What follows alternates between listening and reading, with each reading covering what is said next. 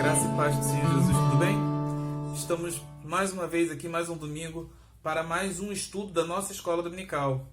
Ao segundo estudo sobre a carta de Paulo à igreja dos Filipenses.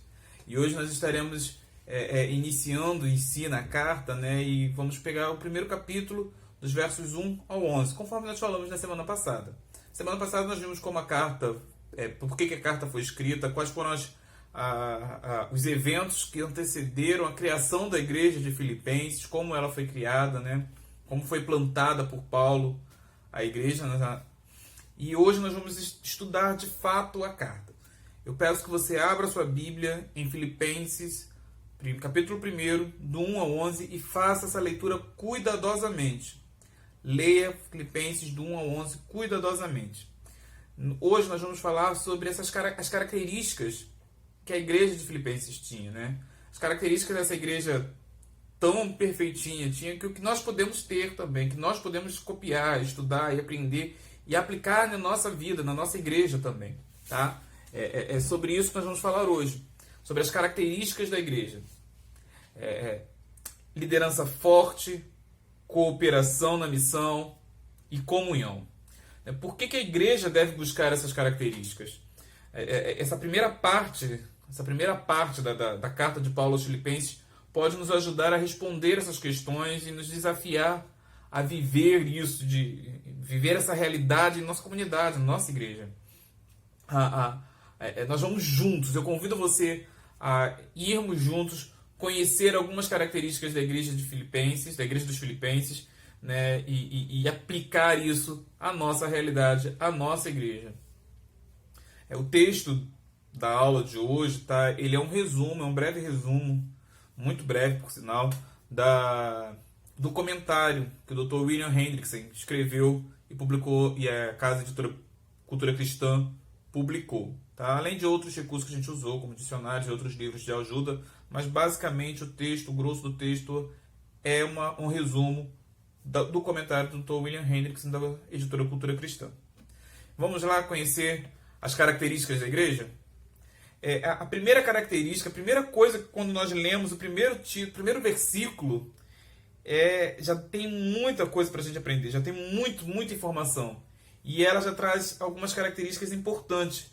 A primeira característica é essa, que os seus líderes, os líderes dessa igreja, eles são servos de Cristo. É uma liderança servil, são servos de Cristo. E aí leia atentamente o verso 1 e o 2. A saudação do apóstolo Paulo, ela muito nos ensina sobre as características da liderança na igreja, né? Paulo, ao iniciar a sua carta, ele descreve a si e a Timóteo como servos, né? Antes de qualquer coisa, antes de falar quem são, eles são servos de Jesus Cristo. E aqui o termo servo, né, no grego doulos, ele poderia ser traduzido como escravo, não seria a melhor tradução escravo. Mas a nossa cultura, a cultura aqui no Brasil, escravo no Brasil, ele está sempre associado a maus tratos, a trabalhos forçados, e isso poderia distorcer o entendimento correto. Uma boa tradução seria servo, tá? E o servo, ou escravo, né, na cultura judaica, na religiosidade do judaísmo, ele está também associado, ele ressalta, ele significa, né, o ser alguém escolhido por Deus, ser alguém escolhido de Deus. Tá? Servo ressalta a natureza obrigatória do serviço a Deus, né, do serviço a Deus e ao próximo. Né? Ser servo significa eu pertenço a Deus e eu sirvo a esse Deus e eu sirvo também ao próximo. E por isso, essa é a característica, esse é o dever da comunidade, daqueles que foram libertados por Jesus Cristo. Né? Deve-se ter em mente sempre, né, que estes servos eles foram redimidos da escravidão do pecado, né? E eles pertencem a Cristo, pertencem a Deus por isso, né? Por meio do sangue de Cristo, por meio da ação de Cristo na cruz. Esses servos eles são libertos da escravidão do pecado e pertencem agora a esse Deus. Além de significar dependência de Deus, né, além de significar esses Paulo e Timóteo, servos de Jesus Cristo, além disso, de significar toda essa dependência de Deus, vai mostrar também a ligação íntima, a intimidade que eles tinham com a igreja, né, com a igreja de Filipos. Veja bem que eles poderiam iniciar assim, olha, quem está escrevendo é o apóstolo Paulo, o pastor Timóteo, a igreja de Filipenses. Mas ele não precisa, entre eles não há necessidade de se afirmarem como apóstolo, como emissário, como quem está enviado de alguém. Não precisa disso. A igreja os conhece e reconhece neles líderes autênticos e submissos a Cristo, né? Essa intimidade que tinha entre Paulo e a igreja, né? Reconhecendo cada um a sua posição lá no reino certinho, né? Sem vaidades, sem glórias, sem estrelismo, né? Mas cada um cumprindo o seu papel ali, os líderes servos de Cristo e os seus liderados, né? A igreja santos em Cristo. Isso tudo ele vai resultar em marcas na vida de todo mundo, tanto dos líderes quanto dos liderados, tanto de Paulo quanto na igreja de Filipenses. Essa liderança servil, ela também deve ser enxergada pelos participantes como santos. A liderança servil, os líderes dessa igreja, os líderes servos dessa igreja, eles têm que se enxergar como participantes também dessa igreja, como santos participantes dessa igreja. É interessante quando ele vai falar sobre isso, né? Paulo vai dizer, Paulo e Timóteo, servos de Jesus Cristo, a todos os santos em Cristo Jesus, inclusive bispos e diáconos, que vivem em Filipos. Veja bem que ele deve ser alguém encontrado em santidade, essa liderança. Essa liderança, além de ser uma liderança servil, ela deve ser uma liderança participante da santidade com o povo de Deus, participante da santidade com a igreja. Um santo é alguém que foi separado pelo Senhor para o glorificar. Tá? É nesse sentido que os seus destinatários da carta de Paulo os filipenses, né, eles são chamados de santos. Né? Essa santidade é alcançada pela obra redentora de Cristo Jesus na cruz. Né? A todos os santos em Cristo Jesus. Sem Cristo, fora de Cristo, eles não podem ser santos, separados, escolhidos por Deus. Ok? Essa é a primeira característica da igreja de Filipenses. É uma igreja que tem uma liderança servil, uma liderança santa, uma liderança chamada e vocacionada por Deus. A segunda característica é que ela é uma igreja que abraça a missão. É uma igreja que ama missão. E é interessante que quando você lê, vai ver que Paulo, nos versos 3 em diante, ele começa a explicar o porquê de ter escrito a carta. E ele vai dizer isso, olha, sou grato, dou graças a Deus, graças ao meu Deus, todas as vezes que lembro de vocês. Né? São lembranças boas, são lembranças talvez complicadas, lembranças não, às vezes dolorosas, mas ele agradece a Deus por quando ele lembra deles. E do que Paulo mais lembra deles? De como, nas orações, o que Paulo mais lembra? Paulo lembra sempre da cooperação. Da cooperação. Essa igreja ela é lembrada por sua cooperação, e é o que Paulo fala desde o primeiro dia até agora. Até o momento que Paulo estava escrevendo. Desde o primeiro dia até agora. A igreja coopera, ou o termo grego koinonia, né, que também pode ser traduzido por comunhão. Nesse caso, Paulo dá graças a Deus pela comunhão dos filipenses no Evangelho. E aí nós temos 8 pontos para exemplificar essa comunhão, para explicar essa comunhão que Paulo tanto agradece a Deus pelos filipenses, porque os filipenses se demonstram ter com ele. A primeira coisa é que é uma comunhão de graça, da graça, é graça. Né? Não é uma comunhão natural, não é uma comunhão inventada por homens, não é uma comunhão organizada pela sociedade, mas é uma comunhão que é soberanamente efetuada por Cristo Jesus. Fora de Cristo Jesus, os homens nem teriam essa comunhão, não seriam impossíveis de se alcançar. Né? Ele é um dom do Espírito Santo enviado pelo Pai.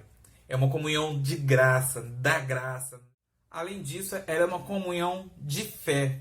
É uma comunhão de fé. Assim como Cristo, né, ele atrai os pecadores a si através da sua palavra, né, através dos seus atos redentivos, que são revelados a esses pecadores através da sua palavra, né, e são aplicados pelo Espírito Santo no coração desses pecadores. Assim também esses pecadores eles se aproximam e recebem a Cristo mediante a fé. Assim, a fé que é um dom do Espírito, é um dom do Espírito Santo. Há, consequentemente, então, uma participação de fé nos sofrimentos, no corpo e no sangue de Cristo, né? Bem como em sua ressurreição em glória. A fé comemora a morte de Cristo, se regozija em sua presença e aguarda sua revelação em glória. Nós recebemos isso tudo por fé e nós participamos, nós temos essa comunhão através da fé. Essa cooperação que Paulo tanto agradece é dada através da fé. Tá? Além disso, ela também é uma comunhão em oração e ações de graças. É uma comunhão em oração e ação de graças. A fé, essa que nós recebemos, ela é expressa por meio dessas devoções, de oração e comunhão de graça, e ações de graça, né? O crente ora tanto sozinho, ele ora tanto lá no seu quarto, isoladamente, quanto ele ora em comunidade, né? É uma ação tanto individual como comunitária. E é por meio dessas orações, né, que eles glorificam a Deus e que eles se achegam a Deus, né? Através das orações eles glorificam a Deus e se achegam a Deus. Eles também se lembram uns dos outros, né? Em suas orações e nessas ações de graças. Então é um ato individual onde o crente pode se achegar a Deus e glorificar a Deus e prestar as suas ações de graças a Deus. Isso também é um ato comunitário. Os crentes fazem isso coletivamente e quando eles estão até mesmo sozinhos orando a Deus, eles expressam suas ações lembrando dos próximos, lembrando dos outros em suas orações. Então também essa comunhão é uma comunhão em oração e ação de graças. Além disso, é uma oração recíproca entre os crentes, tá? É uma comunhão de amor recíproco. É uma comunhão recíproca de amor, tá? É mútuo. E é bonito isso. Olha que o autor Hendrickson fala isso, né? O mesmo imã que atrai pecadores para si também os introduz numa mútua irmandade com todos os demais crentes. Dessa forma, o crente entesoura seus irmãos de fé em seu coração e por eles anela. É lindo isso. É uma comunhão de um amor recíproco. Eu te amo, você me ama. Nós nos amamos em Cristo Jesus. É lindo isso saber que é pela fé nós temos irmãos dados por Cristo Jesus, que se amam. É uma comunhão também de ajuda mútua. Uma comunhão que se contribui para o bem de todos, né? Os crentes eles tomam para si essa comunhão de amor, lembrando sempre dos pobres do seu rol, da sua localidade. E isso, lembrar dos pobres, sem se importar se ele é da igreja ou se não é da igreja, sem se importar de quem seja, quem quer que seja, sem se importar que raça pertence, aqui, onde vivem, o que fazem. É lembrar do necessitado, é lembrar do carente, é uma comunhão de ajuda mútua, é uma comunhão que contribui para o bem de todos, né? Eles põem em prática isso tudo, conforme os filipenses puseram isso em prática, conforme a sustentar os missionários em todas as suas necessidades, né? E isso foi especialmente verdadeiro com respeito aos filipenses, porque eles entraram em sociedade com Paulo quanto aos gastos e recibos. Filipenses 4,15 vai falar bem sobre isso, né? E isso também já vai pertencer ao ponto abaixo, ao item 6, o ponto F, né, da nossa lição.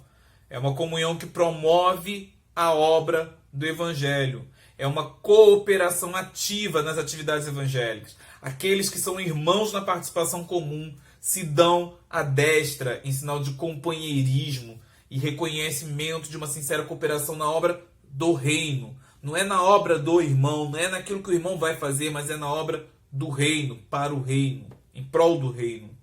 tá? É também uma comunhão na separação. E isso pode soar um pouco paradoxo, né? Ser comunhão e separado, comunhão e separação. Mas ela também é uma comunhão na separação. A koinonia, né, como nós dizemos, é uma comunhão em contraste com o mundo. A união com Cristo sempre vai significar uma separação do mundo. Ou seja, é uma separação dos pensamentos, é uma separação dos propósitos, é uma separação das palavras, no caminho, etc. É tudo aquilo que o mundo faz, o crente está separado disso. Porquanto que, lembra do texto, né, de 2 Coríntios, que Paulo vai falar que comunhão pode haver entre luz e as trevas. Lembra de Tiago também, lembra de 1 João. Quem é amigo de Deus é inimigo do mal. E finalmente, além disso tudo, é uma comunhão na luta. É uma comunhão na luta. Os crentes lutam ombro a ombro com o inimigo comum. E nós vamos ver isso já nas aulas mais à frente, nas próximas aulas. Tá? É uma comunhão na luta. Nós temos um inimigo comum. Nós vamos lutar contra ele. Tá certo, irmãos? Nós devemos considerar a expressão de Paulo, né? Dou graças a Deus por sua comunhão no Evangelho, dou graças a Deus pelo que vocês fizeram por mim, pela cooperação de vocês, né? Tendo presente sempre esses 8 pontos, né? Esses 8 pontos nós vimos anteriormente. Então compreenderemos, só assim, só percebendo esses 8 pontos, nós compreenderemos que não só indica que os filipenses haviam recebido o Evangelho pela fé, mas muito mais que isso, né? Está relacionado à sincera cooperação na obra do Evangelho. É uma participação unânime que foi manifestada desde o primeiro dia até agora. E há vários fatos, né, que ressaltam essa cooperação ativa dos filipenses. Vamos falar sobre eles bem rapidamente. A primeira coisa é que foi uma comunhão em prol do fomento do Evangelho, não apenas no interesse de um bom amigo. Nós falamos um pouquinho sobre isso, né? A verdade é que nos corações dos filipenses havia um lugar para outros além de Paulo. Tá? Por exemplo, eles haviam dado, e também outros crentes da Macedônia, né, inclusive eles, um magnífico exemplo de caridade cristã, suprindo as necessidades dos santos pobres em Jerusalém. Paulo vai fazer um levantamento, né, de ofertas para ajudar os pobres, a igreja que estava passando necessidade lá em Jerusalém. Nós vimos isso nas lições passadas sobre como ser igreja em tempos de escassez, em tempos de pobreza, né? Um outro fator é que foi excepcional. Tá? Nenhuma outra igreja manifestou tão alto grau de comunhão na obra de Paulo. Paulo vai falar sobre isso em suas cartas aos Filipenses constantemente. Foi espontâneo. Tá? Sempre que houve necessidade, oportunidade de socorrer, os filipenses, os macedônios, né, daquela região ali, eles sempre deram de si espontaneamente e alegremente. Eles não eram forçados, não eram obrigados, eles deram espontaneamente. Era uma cooperação de incluir, era de dar conforme as suas forças. E às vezes até além das suas próprias forças. E por fim, não foi uma questão de impulso, não foi algo passageiro, mas era um princípio duradouro para eles. Tá? A mesma frase, né? Desde o primeiro dia até agora, ressalta perseverança apesar de todos os obstáculos. As orações, as simpatias, o testemunho, a boa vontade em contribuir liberalmente nunca cessaram. Os filipenses em todo esse tempo não perderam seu primeiro amor. É interessante isso aqui quando a gente olha para nós, né, que às vezes a gente só lembra de doar para a missão na época do mês de missões, agosto, né, com o mês da Igreja Presbiteriana para Missões. Então, deixa para a gente doar lá, em mês de agosto a gente faz uma campanha, a gente faz uma gincana, a gente faz uma comemoração, a gente chama alguns missionários.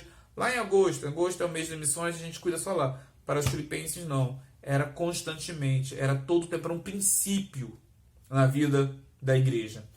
Tá? Bom, essa foi a segunda característica. Tá? A segunda característica da igreja de Filipenses é que ela era uma igreja que abraça a missão, que tinha comunhão com a missão, cooperava com a missão. Né? E nós vimos aí tudo isso que envolve como eles cooperaram, né? Porque eles tinham comunhão. E a última característica que nós vamos ver é que é uma igreja que ela cresce no amor. É uma igreja que cresce no amor. A gente vai ver lá nisso nos versos 9 em diante. E a palavra amor, ela é muito comum em Paulo. Ela enche as cartas de Paulo. Paulo vai sempre falar sobre o amor, né? E ele vai falar sobre o amor em Filipenses em várias passagens, não só aqui, tá?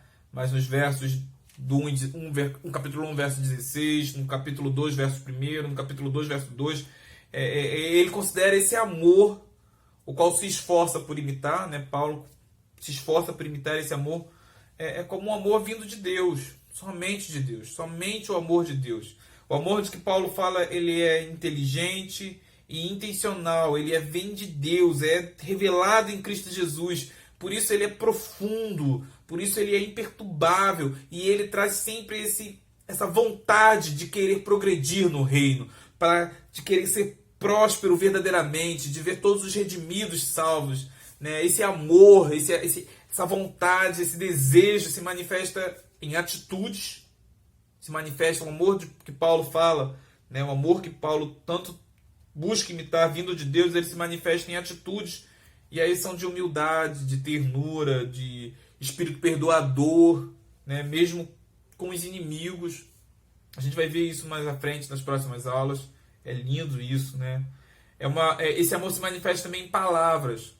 Palavra de ânimo, palavra de sinceridade, palavra de mansidão. Tenta sempre dosar isso, irmãos. Sinceridade e mansidão. Tá? As pessoas confundem isso. Eu sou sincero demais, então eu vou falar tudo que eu penso na cara da pessoa. Então nem aí se ofende, é verdade. Não. Você busca a mansidão também. Tá? E em terceiro, né, o amor de Deus ele é manifesto em atitudes, é manifesta em palavras e é manifesta em atos também. Atos de abnegação, atos de lealdade, atos de bondade. Né? Paulo vai dar a descrição perfeita disso em 1 Coríntios 13. Né? Paulo ora não para que os filipenses comecem a exercitar esse amor, né?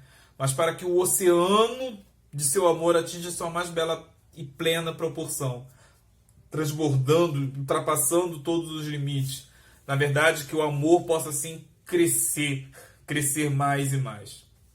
E qual é o propósito desse amor? Por que viver esse amor? Por que Paulo pede tanto para que eles cresçam em amor? É para provar todas as coisas excelentes e ser sinceros e inculpáveis no dia de Deus. É para isso. É para isso que devemos crescer em amor. Para provarmos as coisas excelentes e para sermos sinceros e inculpáveis para o dia de Cristo, para o dia que encontrarmos com Cristo novamente, que Ele levará a sua igreja juntos para vivermos em plena comunhão com Ele e o Pai. Isso é para que os filipenses, né, os dons, os talentos foram exercitados para proferirem o bem em vez do mal, para o dia do juízo, para serem puros e irrepreensíveis diante de Deus, no dia de Cristo, dia do juízo de Deus e da volta de Jesus. Mas tem um porém.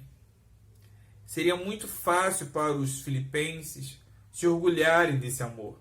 Olha, nós somos uma igreja que coopera, uma igreja que ama, uma igreja que tem líderes bons. Nós somos muito bons. Podem vir para a nossa igreja. Nossa igreja é uma igreja boa, é uma igreja top. Olha só, nós cooperamos muito, nós somos uma igreja missionária. Olha como nós enviamos missionários, nós sustentamos Paulo. Mas todo o fruto do amor, ele não é para o engrandecimento da igreja, não é para que o nome da igreja seja conhecido, não é para que as pessoas olhem e vejam, olha aquela igreja como é bondosa, como é uma igreja legal, não é para que as pessoas conheçam a igreja presbiteriana de Jardim Ulisses, a igreja presbiteriana da Prata, a igreja presbiteriana de Nova Iguaçu, é para o louvor e glória de Deus. O texto, no verso 11, ele termina de forma bela e encerra esse bloco de forma bela e sublime. Preste atenção nisso. Se você estava indo, saindo um pouquinho, disperso agora, preste atenção no vídeo. Tudo isso é para o louvor e glória de Deus. É esse o fim principal de cada um.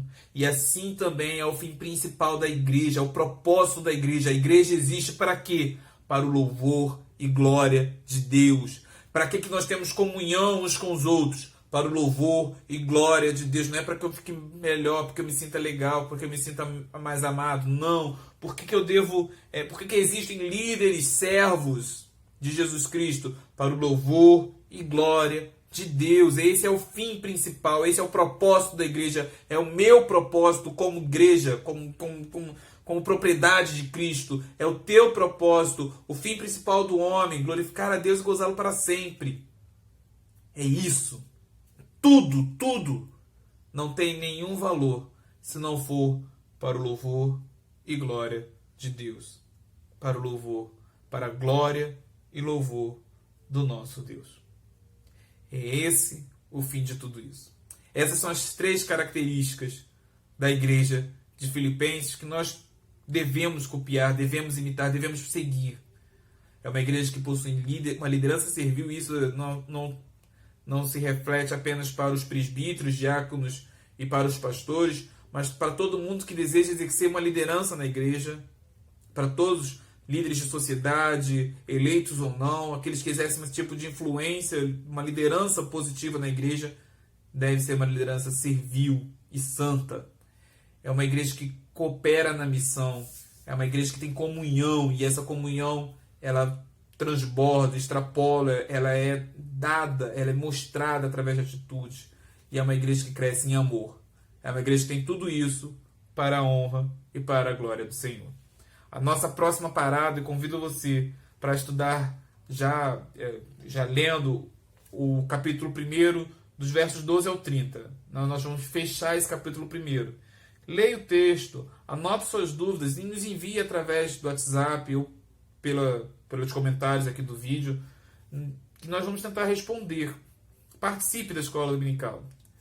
Grande abraço, que Deus nos abençoe, graça e paz.